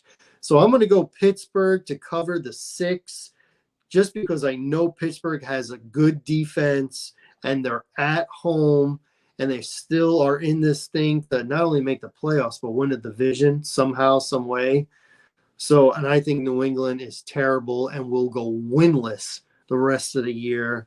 So I'm going to go Pittsburgh. They cover the 6. I have a big thing about Pittsburgh being 6-point favorites. I know you said it. I really do. I really do. But in this case, I'm with you on this. I'm going to pick Pittsburgh because of the fact that New England, I just can't see me picking New England. I think I don't care who the quarterback is. And then by Pittsburgh having such a letdown game against Arizona, which to the credit, Kyler Murray is a different quarterback, though. He scrambled a lot. He made a lot of plays with his legs. And then Connor was coming back home for Connor. Connor ran all over him. I don't see that happening with New England. They're inept. So, like you said, I'm going with the lesser evil, and the lesser evil is at home. So I go with Pittsburgh to cover and win this game. All right, we're in agreement. 1 o'clock Sunday, divisional game. 2 mediocre teams, but one of them is right now leading their division. We got the Tampa Bay Buccaneers on CBS at the Atlanta Falcons. The Falcons at home are only a 1.5-point favorite. Oh my God, this is a terrible game, bro. This is a terrible game. This is a terrible game to call, bro. Jeez Louise, I don't know where to go with this terrible game, to be honest. Dang, it's a terrible game. The line is 1.5. Just give me Atlanta at home. I have no reason why I'm picking them just because they're home. Give me Atlanta at home. I think Atlanta has to establish themselves as being the team to beat in this division just because all the other teams are terrible. They are. Tampa Bay is not good. New Orleans is not good. And Carolina is probably the worst team in the league. So just by default, Atlanta is on top, but they have to establish themselves a little bit. That 1.5-point spread is talking to me, but I'm going to choose to ignore it. I think Atlanta wins, and I think Atlanta, if they win, they got to at least win by 2. So give me Atlanta to cover. We are in agreement again with that one. All right. Now the sexy this next one is one of those you get an initial thought, and then I take a second, I say, it's not that easy. And this was one of them. I almost didn't pick it. I was going to wait for you to pick it and take the opposite, but I went against that. I went against it. I hope it doesn't bite me. Okay. Remember what I said. Seems easy, but you got to think about it. Okay. The LA Rams on the road, I already Fox, know. Yeah. at the Baltimore Ravens coming off of a bye, and the Yeah. Ravens are favored by 7. Yeah. The Rams are playing good football. They've been clicking. Since they got their running back.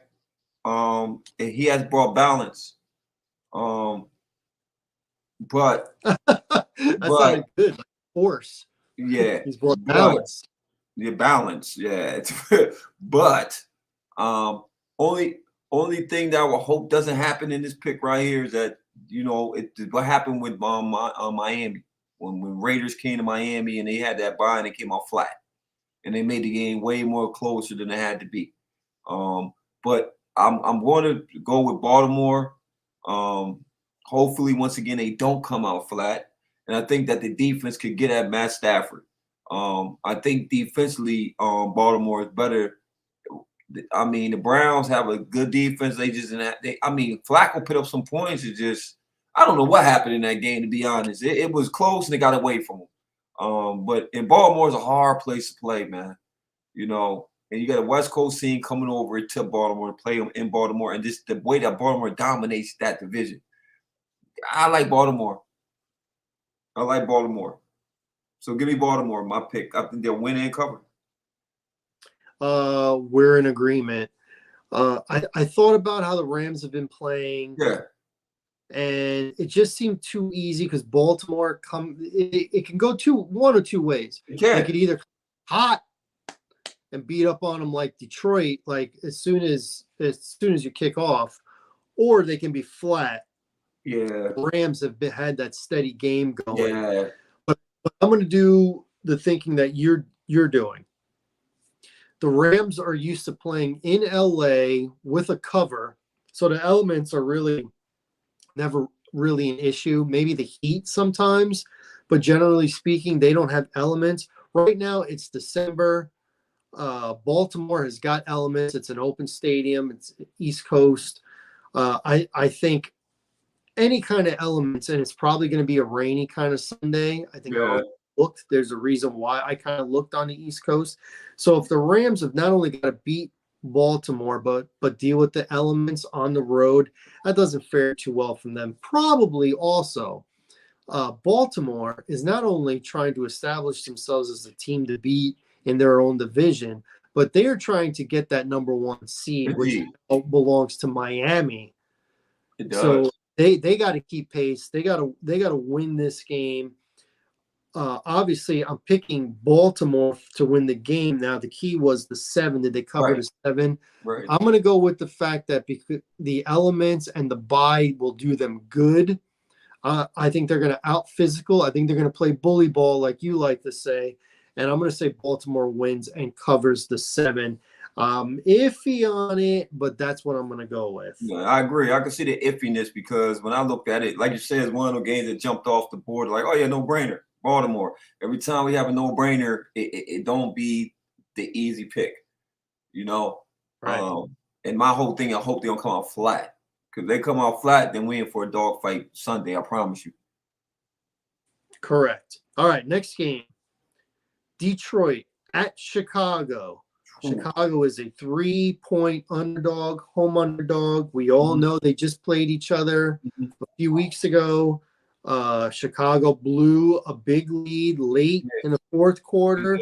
Detroit was very flat for 3.5 quarters, and they had a couple drives going, and that was it. And that's really all it takes to beat Chicago. It just takes a couple of drives. Chicago has to play great for nearly 4 quarters to hope to win, where Detroit only has to play well for 6 minutes, and they can put the game away for you. I think Chicago's going to take this game personal. I think they feel like this is Justin Fields' time. This is him auditioning, whether he stays or he goes, if he's the franchise quarterback or not. I think Chicago, in their own mind, is thinking, since we let one go a few weeks ago, this one is ours to win. And I'm saying not so fast. You may come out good and score some points early, but you got to do it for 4 quarters. Detroit doesn't have to do it for 4 quarters to beat you. I'm going to pick Detroit to win on the road and cover the 3 Well, points. I want to disagree with you I'm so bad. hoping I'm wrong on this, but I'm making this pick with this, not this. I want to disagree with you so bad, brother. But once again, America, I don't want to agree with the man because, like you said, it's making great for a podcast. But what I won't do is set myself up to take my record and make it look the way it's been looking because I've been picking these outrageous picks just so I don't agree with Gil. Okay, so I'm not taking the bite this week, brother. I want my winning record. Okay, Detroit came out flat. Okay, the last couple games have been tested. You know, they lost to Green Bay. They went down New Orleans. It was a dogfight until Carr got knocked out the game, you know, and then y'all took them to a dogfight. There's 3 games where you have to start to evaluate your team, okay? Once again, y'all have to play a complete game. And only complete game I've seen y'all play all year was against Washington Commanders, where y'all blew them out. Y'all had a great game. Y'all used DJ Moore, and I thought y'all was going to be on the right track. And then what happened? I don't know what happened. He threw that playbook out and went to a whole nother playbook, right? So I think that Detroit will actually come in focus. But then they will come in and show them that they are the dominant one in the division because they have to be because Green Bay is playing outstanding football right now. And Minnesota, we'll talk about them guys. But I like Detroit. I like Detroit for the cover, man. I think they're going to go in there, play ball, get the run game going. Montgomery's coming back to Chicago. I think that Goff will have a good game. Yeah. And yeah, he's auditioning, but I don't think that the OC is going to dial up the right plays, honestly. So I like Detroit in this game. So far, we have agreed on every Unfortunately. pick. All right, let's keep it moving. We got the Colts. Big win, overtime win over Tennessee last week. I got that one wrong. I picked Tennessee, and I was looking good for. I had the Colts. So we got the Colts against Cincinnati. Cincinnati is at home, and Cincinnati is coming off of a win against Bill this past Monday night. Cincinnati is a 1-point home underdog. I like Cincinnati. I think Browner showed me something. I think I thought the game when they played against Pittsburgh was going to be a hard game because of the fact that Pittsburgh got a defense. You know, it's a division game, which has always been rough when you play your division game. I thought that the Colts played a good game against Tennessee. I think Minshew did some things. You know, I thought Pittman had a great game.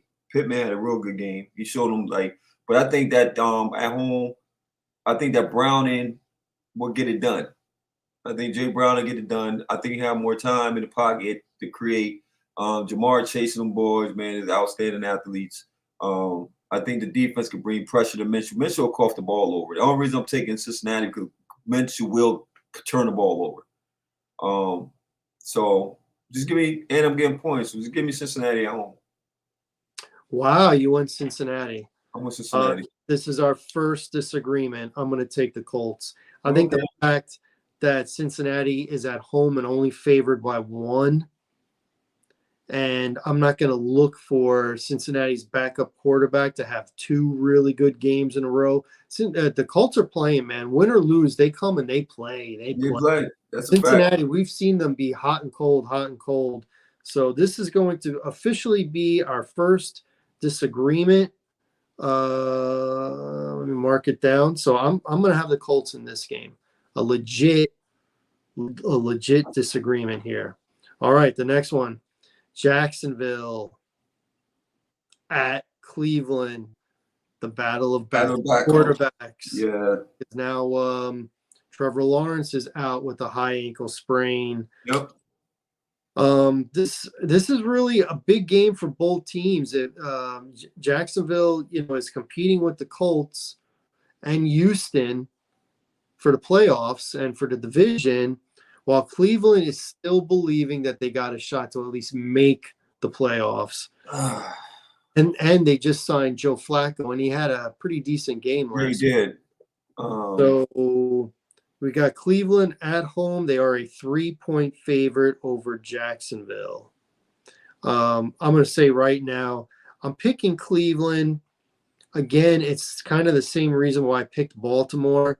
This time of year, these element games, I don't favor the road team that isn't used to playing in conditions like this. Right. This is a Florida team, and now they're going to, Cleveland could be rainy, could be snowy, Could be. fields could be crap by halftime. I think this is Cleveland kind of weather. Yeah. The point spread is only 3. I think it's a big, big loss for Jacksonville not having the Prince, Trevor Lawrence. I I'm going agree. to go with Cleveland. And so far, of all my picks, this is the one I feel best about so far. So I'm gonna Cleveland Browns. Well, yeah, I'm unfortunately got to agree with you because once again, that offense is built around Trevor Lawrence. It's a difference. Sometimes you can throw a backup quarterback in, and then it's other elements of that team that could get you around. Just like with the situation with Cincinnati, they had playmakers. You know what I mean? But the quarterback was able to get to the playmakers. You know what I mean? And they got the running game kind of going a little bit. With this situation, you have weapons, but I don't know who the backup is. You know what I mean? I don't even know who the backup is. That could work against you. The backup go out there normally and have a good game. I haven't seen it happen. I haven't seen too many backups come in the first game in and be able to run an offense effectively like the first string could. So for that reason, and Flacco's is the second game back, so he has more comfortability with his receivers, and they're gonna play bully ball. They're gonna run the ball. So and then they're home playing bully ball. And like you say, you got a Florida team going to play in Cleveland, where the elements could be raining, could be snow. I think it just snowed out there, so I know it's cold. You give me Cleveland at home. Yeah, give me Cleveland. All right, well, we're in agreement again. Okay, another battle of a very disappointing team versus probably the worst team. Got the Carolina Panthers on Fox at their division rival. Can't even say it without laughing. New Orleans Saints. The Saints are a 5-point favorite at home. The Panthers are just that bad, man. They're that bad. Fired the head coach, and the backup coach isn't that good. It's just a crap show down there, man. I think they playing for the #1 spot at this point. But then on the flip side of that equation, you got New Orleans. You know what? Now James Winston's at the helm again. Oh my goodness, man. I don't know where to go with this, but you gotta go with are they home or are they in Carolina? New Orleans at home is a 5-point favorite. I ain't taking Carolina, so I'll give you New Orleans by default.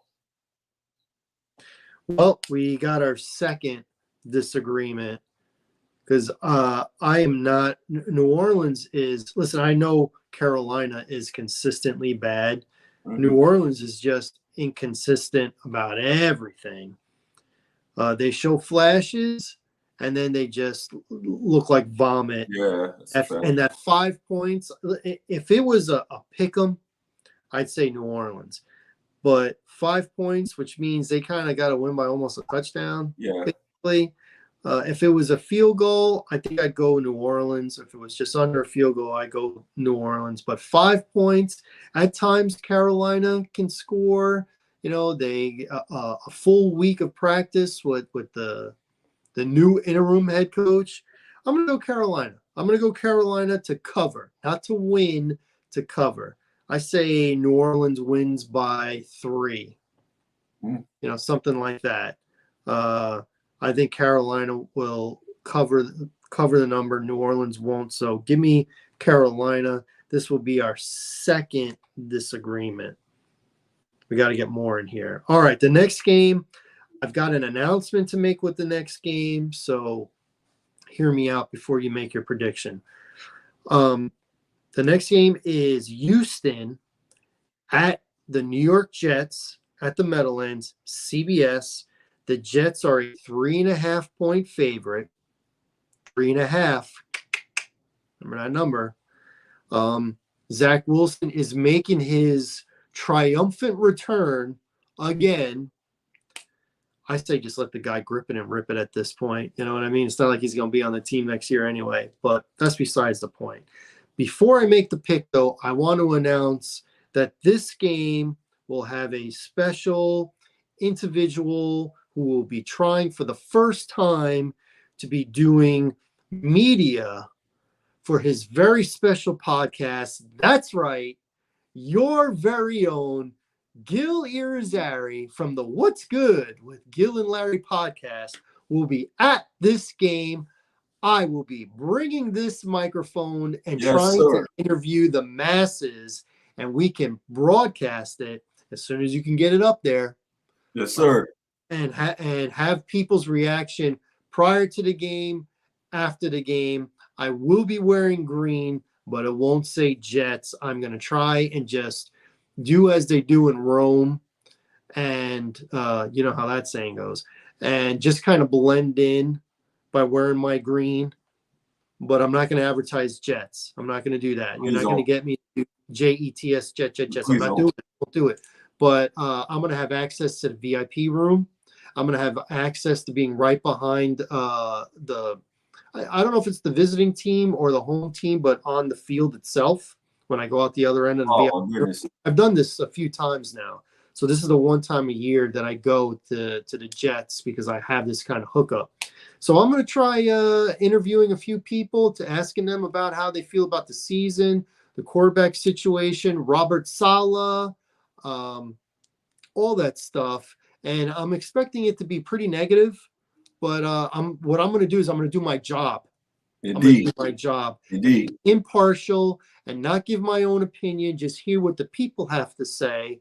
That's my neighborhood. That's kind of where I grew up. I grew up 5 miles right outside of the Meadowlands, East Rutherford. So I'm going to try and represent the podcast on Sunday. So look for yours truly. And I'll shout you out, Larry. Yes, sir. No worries about that. I'll shout you out, and I will send you the video footage, and hopefully you can put it up there as soon as you can, and we'll have something to talk about next week. Indeed. So that being said, Houston at the Jets. The Jets are 3.5-point favorite. I am not taking the cookie. Won't do it. The hook isn't going to get me. I think Houston is just too good for the Jets. Defense travels. The Jets are the favorite team? No, they're home. They're the dog. I'm sorry. Oh, I'm about to say. No, the Jets are a 3.5-point home dog. Oh, okay. Home dog. Okay. Home dog. Okay. Like you said, the Jets, man, listen, CJ Stroud and the boys are good, man. And I can get why it's only 3.5 because it's been win, lose, win, lose, win, lose. Okay. Yeah, but you had to. They did lose at Carolina. And they haven't lost since, right? You haven't lost since. No. I'm right? I think no, Jacksonville beat them. Oh, okay. They did. But anyway, I'm not taking the Jets, man. And they got Zach Wilson back in. You gotta be crazy, man. Can't.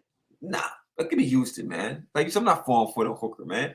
They're gonna beat them, man. Give me Houston, man. Yeah, we're in agreement. I picked this game to go to because 6 weeks ago, Aaron Rodgers made that statement when he got recorded and he got asked when he was walking off the field, when do you think he'll be back? And he said in 3 fortnights. And after doing some research, I found out 3 fortnights meant 6 weeks. So 6 weeks from then was this game. Well, you get to see CJ Stroud in person, so that's a great thing. I'm going to see him. Yes, I'm going to see Stroud. Yes, I am. And I'm going to get to see Zach Wilson. Sorry. I'm sorry. The Savior's back. I'm sorry. You know, by the way, when I went to this game last year, this was the game that Justin Fields missed because he got hurt the week before, and Trevor Siemian wound up being the quarterback. And I remember that game because y'all got beat. Zach Wilson got benched.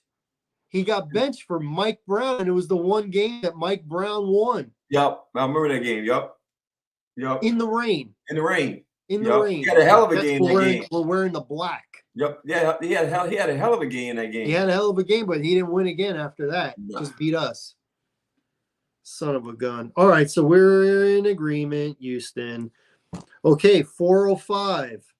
Minnesota. This game is on Fox. Minnesota coming off of a very bad performance. Will be at Las Vegas. Las Vegas is a 3-point home underdog. Underdog. I got Minnesota bouncing back. If they're going to make any kind of push for the playoffs, they're not going to win the division, but if they're going to make any kind of push, they got to win games like this, especially being favored on the road. You're supposed to win that game.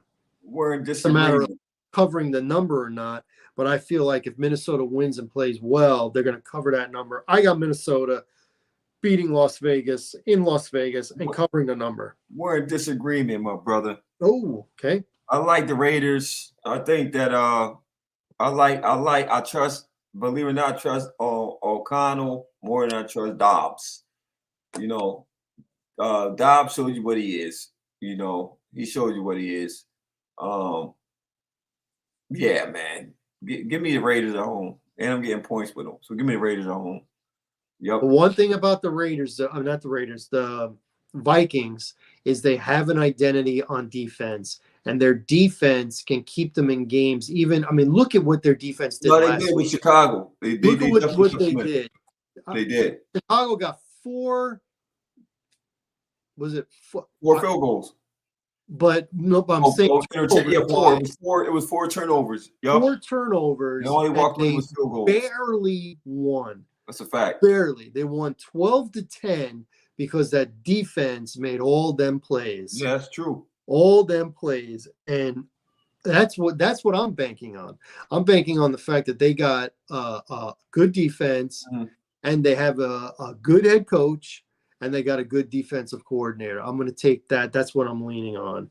So that's why we're in disagreement. Okay, again, 4:05. This one's interesting. Pay attention. Seattle, Fox, at San Francisco, divisional game. San Francisco is favored by 10.5 at home. That's a lot at home, bro. And I know that they beat them by 18 in Seattle. And I know Philly right now, they're clicking on all cylinders. That's a lot of points to be laying, man, for a division game, bro. Especially a divisional game between these two. Between these two, right. It's not going to be easy pick, but come on, do it. You know you want to. Is K Walker still out? He's out. Give me San Fran. Balance. Give me San Fran. Unfortunately, you too much Geno, and you got DK and all that. But right now, it's hard to bet against him with no balance, no running game, and that defense where he's playing. Give me San Fran. I know normally I don't like taking high spreads in the division game, but I'm gonna actually go with San Fran for this one. Well, we're gonna disagree then. San Francisco is better. San Francisco will win, but 10.5, that is, I would be mad at myself if I didn't pick this and I lost. I can live with picking Seattle and San Francisco covers, but if I would have picked San Francisco and they don't cover, I would have been angry all day. So I'm going to take Seattle, and we disagree. Although I do think San Francisco is going to win. Yeah. I just don't think by 10. They might only win by 10. By the way, here's a question for you. San Francisco, Brock Purdy. Do you have him? I'm not going to say you have him as the #1 MVP, but do you have him in like the MVP race, like top 3 right now? No. No. I probably had a cheat up there. Cheetah. Cheetah. Prior to Jalen, I mean, shit. I got that. Lamar. I like Lamar. I got Lamar up there. And Gotta give me one more if it's not What going. it was Jalen Hurts at one. Oh, CJ Stroud. I know he's a rookie. Yeah, I know he's a rookie, but Wow, that's not who I thought you were gonna pick. yeah, CJ Stroud. I thought you were gonna pick your boy Dak in Dak, the top 3. nah. I ain't gonna get the Dak. I probably get the CD Lamb off that team or what's my man? Well, he'll win it probably win defensive player. Brand. Micah, whoever Nah, says Brand. it. Micah Micah Pierce's. Nah. Parsons. Parsons, yeah. But yeah, that's my 3. So I said prior with Jalen Hurts, when he put the performance he put up against last week. I mean, prior to last week, I'd have said Jalen Hurts. But right now, I would say Lamar, the cheetah, because the cheetah is a game breaker. He definitely is. It's hard this year, man. To kind of say who's the MVP of the league. Nobody really truly stands out, but I think if the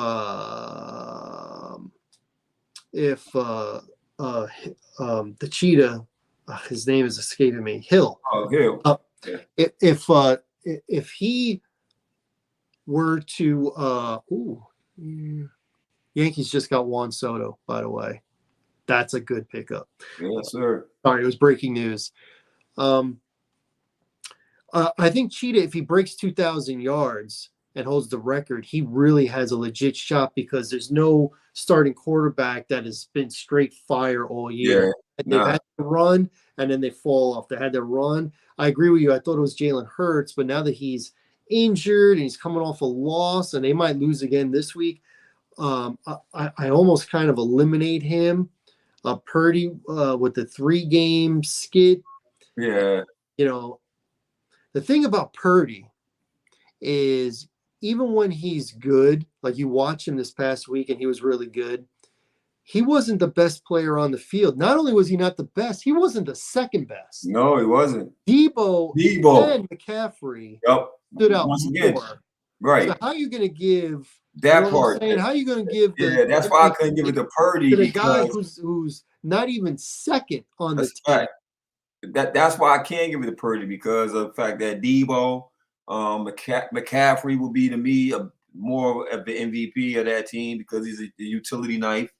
But definitely Debo, because what he could do, his playmaking ability. But at this point, I think the most consistent one for the most part has been the cheetah. It's still probably they always kind of lean heavy on the quarterback. Yeah, so if you want a quarterback that's been good, but maybe not super great, like a Lamar Jackson, who's consistently been up there, falls off a little and then gets back up there. I think Lamar's got a shot. I'll put him number 2 right now. I got Tyreek Hill 1. I got Lamar 2, and I got Dak 3 right now. Yeah. I mean, Dak is playing, and I don't like the fact that Hurts is injured. It's going to be hard for him to rev himself up to put up good stats, and they might, like I said, they might lose this week. So that's my top 3. Purdy does not make my top 3, but Las Vegas odds right now, I think they got him either 1 or 2, which is kind of crazy. But there's 5 weeks left, so can't think too much into that. I just thought I'd bring that up with you. Okay, next game. Buffalo. Ooh, this is a big one. Buffalo, CBS at Kansas City. Kansas City at home is a 1.5-point favorite. Whew. And Buffalo's coming off a bye. I know. And Kansas is coming off a loss. Yep. Back-to-back losses for Kansas City against Buffalo. I'm just going to go with Kansas City. It's hard for me to go against when it came off a loss. I like it because I'm going to take Buffalo. I was taking Buffalo the whole time. If Buffalo wants any real logistic chance, they've got to be thinking run the table. And I think if they play well like they did against Philadelphia 2 weeks ago, week and a half ago, I think that'll be good enough to beat KC because KC is not, especially offensively, not as good as they have been in previous years. Travis looks a little bit limbering, let's say, and they don't have a true number 1 wide receiver. They don't. They run the ball pretty well, but with Matt Nagy calling plays, lots of times they just don't run the ball. So they got a good defense that'll keep them in it, but I think Buffalo right now today is a little more well-rounded. They are a little more desperate.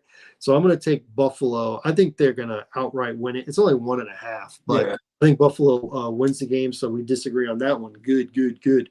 Okay, next game, Denver at the Chargers. Denver coming off of a loss.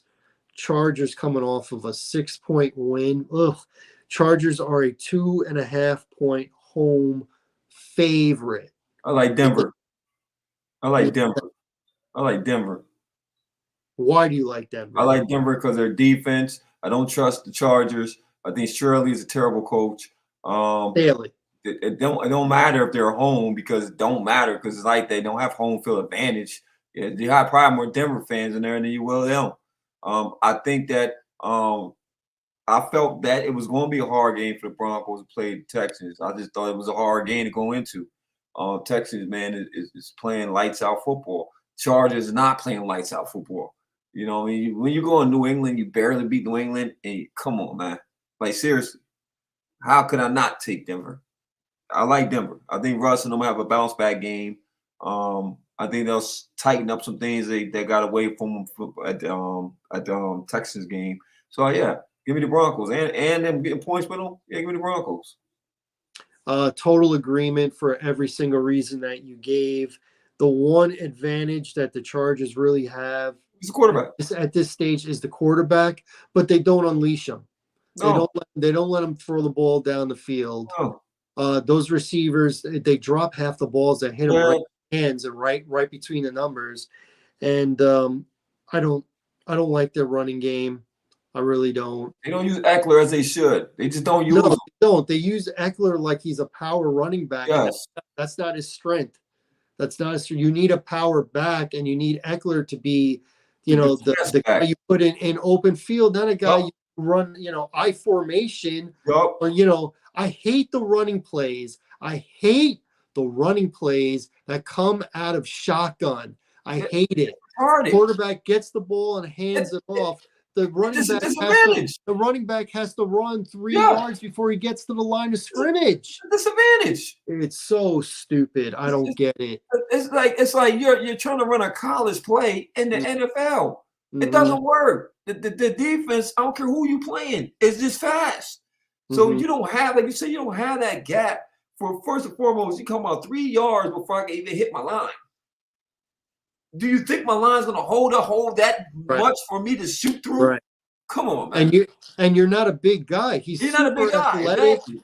He's quick, but his game is not the power game. I don't understand how last year you utilized him at his skill set and he had a breakout season, right? Mm-hmm. What made you switch it up and say, okay, now you're the premier back. We're going to change your running style. That's retarded to me. I would have thought that the playbook was already. I figured out my running back position, so I really don't have to scheme up for him. Now you didn't have to revamp and try to figure what's going wrong with him. The only thing I could think of is he was holding out this year, trying to get a new contract. He wound up getting a little bump in pay, but he didn't get what he wanted. Maybe in negotiations and him getting a bump in pay, he said something like, "I'll do more. I'll give you more. I'm more than just a gadget running back.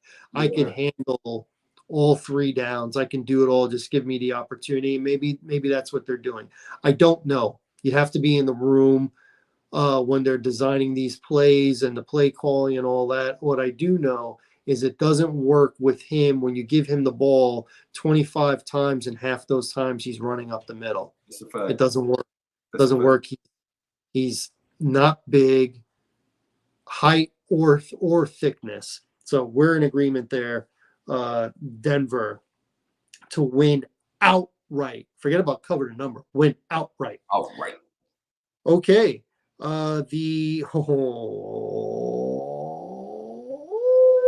late game on Sunday, 8:20 NBC.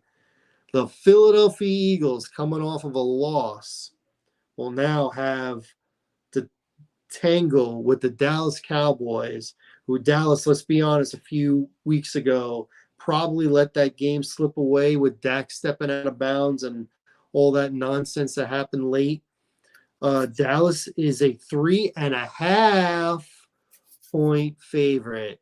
My brother, this is the defining game for us. Okay, as a Cowboy fan, we're gonna put all the poppycock stuff out the way and all this hyped up MVP talk out the way because it don't matter to me when you beat the bottom feeders. Okay, I mean, once again, like I told my barber when I had a conversation, he's an Eagles fan. I said, he said, "Oh man, y'all ain't playing nobody." I said, "You beat whoever they put in front of you. It's the NFL. Anybody could beat anybody any given Sunday." So to our credit, we beat who they put in front of us. Okay. I'm loving us this game only because Philly's banged up, man. Jalen Hurts, you can say what you want to say. He's banged up. He's not 100%. You know what I mean? Yes, they came off a loss. They came off to one of the better teams in the NFL, so it wasn't like they lost to a scrub. They lost to probably one of your Super Bowl contending teams, honestly. This is for us the game. Okay. This is going to see exactly where we at, man. For me, this is our gauge. We tend to fall when we don't play. When we play superior competition, we don't never come to play. All right. So I think this will be a defining game for us, and I think that will come answer the bell this week. So give me my boys, and I think you'll see CeeDee Lamb have a hell of a game, and Brandon Cooks have a hell of a game. We're going to expose their corners because, as we know, their corners is probably the weakest part of their defense. Their front four could bring pressure, but the way that Dak is seeing this field right now, I think he's in a good rhythm. He's in a good zone. Give me my Cowboys, man. Give me my Cowboys. To win and cover the number? Win and cover, my brother. Okay. Decisive. Well, my counter to you saying you can only play who they put in front of you on the schedule. Remember, they put Arizona, San Francisco, and Philadelphia in front of them. Yeah. And they didn't win games. So you lost to two good teams and one really bad team. Yeah. So are they for real? Are they for Gazy? I have to say they're playing their best ball now. Your quarterback is playing his best ball now. They're at home. And if they almost won in Philadelphia, I think they should win at home, especially against a banged up Jalen Hurts. Now, the key to me is the number, is the 3.5. If it was just 3, I'd be like, I think Dallas can cover. The 3.5, the hook, has got me leaning towards the Eagles. However, Jalen Hurts is still hurting. And I think everybody believes he is the straw that stirs the drink. And if he's not playing at his best and Dallas comes out with their hair on fire, like I think Micah Parsons might come out and do what I expect him to do, I think Dallas will be fighting an uphill game the whole game. I don't think Dallas wins by a lot, but I think they win by at least 4. So give me the Dallas Cowboys. They will take control of this game early. They will never relinquish the lead. Philly might get it close at some point, but Dallas will open it back up. I think this, in particular, the Dak to Lamb combination is hot right now. I'm talking white hot, like Dallas Cowboy white hot. So we are in agreement. We both got Dallas winning and covering this game. And that will make the division very interesting. It will be. For the last few weeks. It will be. Prior to that. 2 games left. We got 2 Monday nights. We did this the first month of the year, and now we're back to doing this again. So we got the Tennessee Titans losing a heartbreaker on ESPN 8:15 Monday night against the Miami Dolphins. Miami, another big spread game for them. They are a 13-point favorite. 13-point favorite. Now, we know the trend. When they play mediocre to bad teams, they do well and they cover. Yeah. When they play good teams, the Raiders wasn't good. And Raiders are not good, but I think they were feeling themselves a little bit with Antonio Pierce. So, Man, it's a lot to keep up with. And then Miami, right? That's the only way they're going to be yep, 13-point favorites unless they home. yep. It's a hard place to play in Miami. You asking Will Levis, and unfortunately, Tennessee is not doing what they normally do, which is give it to Derrick Henry and let him dominate the game. You know, this year, for some odd reason, they've been letting Will Levis control this game, and that's a lot to ask when you're going down there. And I thought Miami losing the linebacker that it was going to hurt them, and they showed me that clearly the Commanders, and I believe the Commanders and Tennessee Titans on the same level, and they just could not keep up with them points wise. You feel me? So you don't have to outshoot Miami. Either that, you're going to defensively have to stop them. Do you see Tennessee, honestly, putting up a defense is going to stop them? I don't. And do you think Will Levis can outshoot Tua Tagovailoa in Miami? When him and DeAndre Hopper to Hopkins are clearly not seeing eye to eye. I don't. And then you don't use Derrick Henry to give you balance. Give me Miami. It's funny. Derrick Henry's coming off of a good game. He rushed for over 100 yards and he got 2 touchdowns. They still lost. And he still lost. They still lost. It was a good game, but one of the things here that doesn't get really talked about is Tennessee, when they were winning, they had control of the game, but their special teams let them down. Their punt team, they got 2 punts blocked. Yeah, they did. Yeah, they sure did. So you can't, are they going to be able to clean that up? Is that going to be fixed? I don't know. But, it doesn't take much to get Miami going. And now you're going to spot them field position or possibly even points off of the punt. Yeah. So I'm in agreement. I'm going to take Miami. I'm going to take them to cover the points. Tennessee's not a good team. They play hard for their coach. I think that's the difference between them and Washington is there's a better coach in Tennessee than that's a fact. That's a fact. In Tennessee, came to play last week. They lost in overtime, but they came to play. Tennessee, I think they're going to come up with a plan that they think will slow down Miami, and maybe it is running the ball. The best defense is to have an offense off the field, slow, methodical offense to keep Tua and the cheetah off the field. Yeah. But ultimately, they're going to take the field, and I think they're going to score. I think they're going to put up points. They're probably going to win something like 20-14 and 28-14, something like that, and that'll be enough to cover the number. Give me Miami. I am in agreement with you to win and win big if they're going to cover that number. And the last game, Green Bay, who's playing well, against the Giants at the Meadowlands. The Giants, coming off of a bye, are a 6.5-point underdog at home. 6.5. I actually like the Giants with the Hooker. I think Green Bay will win. Possibly Giants might upset them. But I'm actually going to take the Giants because I don't think that even though New England is playing good football, them being a 6.5-point favorite. That's the thing about it. You know what I mean? They haven't been in a favorite position pretty much all year. So give me the Giants, and the Giants come off a bye weekend, and the Vito's getting actually more comfortable in the offense. And I think the defense has been stepping up, believe it or not.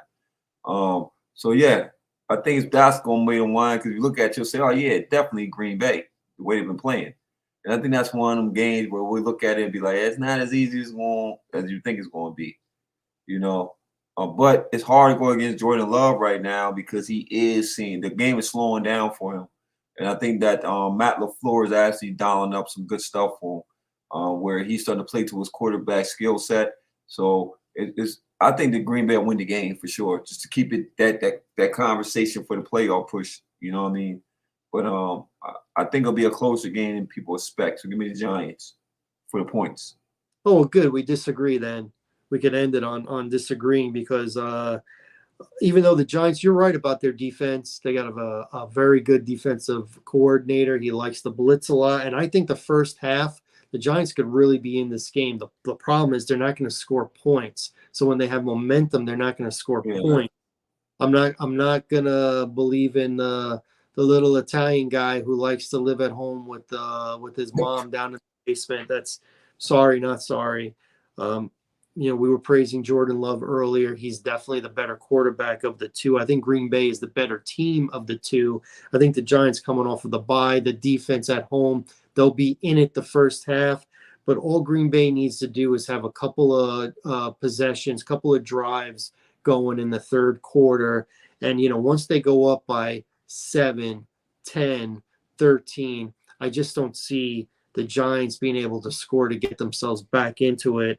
I think Green Bay wins. I think they win by double figures. Give me the Green Bay Packers over the New York Giants. So we disagree with 1, 2, 3, 4, 5, 6. Not bad. Not bad. 6. It looked like it was going to be like 3, but 6. That's not bad. We disagree with Carolina, New Orleans. We disagree with Minnesota, Vegas.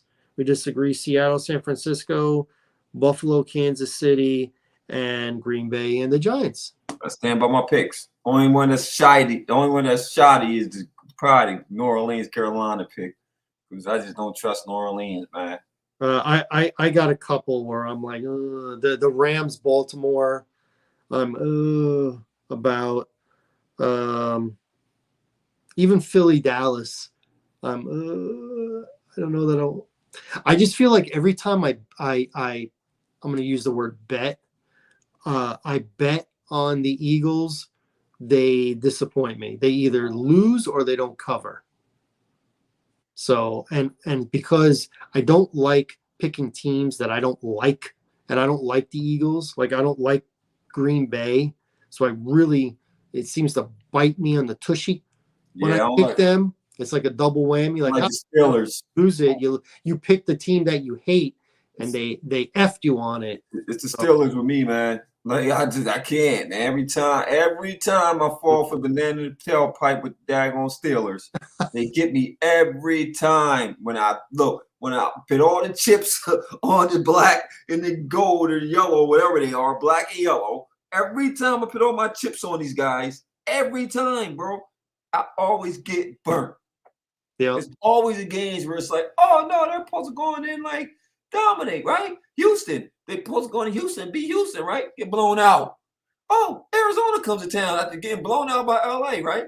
Oh, yeah, they'll blow them out because they ain't got no defense. What? Blowout. It be them type of games, Didn't they get blown out by Jacksonville when they were third?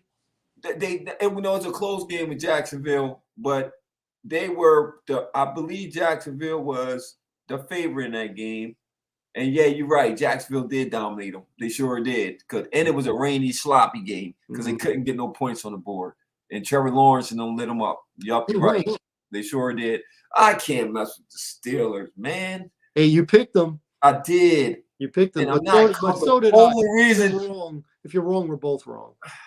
Only reason is because of who they playing. I think it's just on a bounce back game. Oh. Hopefully.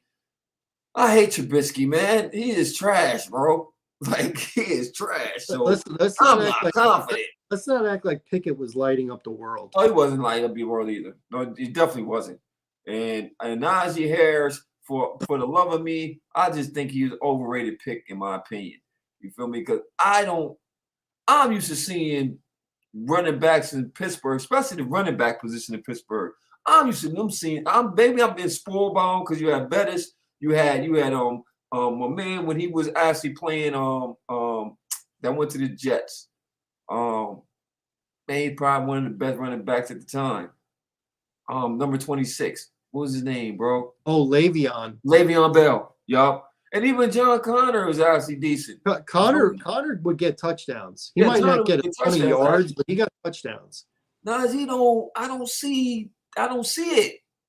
Like, you average what? I think he averaged 5 yards per carry only because of the fact that his carries are limited. They're not making him carry the ball.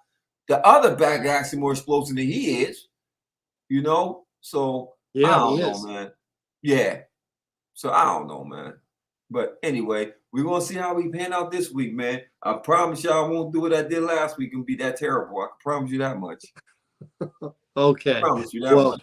with that being said, that is our show for this week. Want to thank all the listeners, everybody who has viewed us on YouTube. Please make a comment, hit like, and subscribe. We really do. appreciate it. Like I said, I will be at the Meadowlands on Sunday. I will be bringing this microphone and I will be interviewing the masses, and we will put that up as soon as we can on YouTube as well. So for Larry Loper, I'm Gilly Rosari. Until next week, deuces, y'all. Deuces. My man. My man.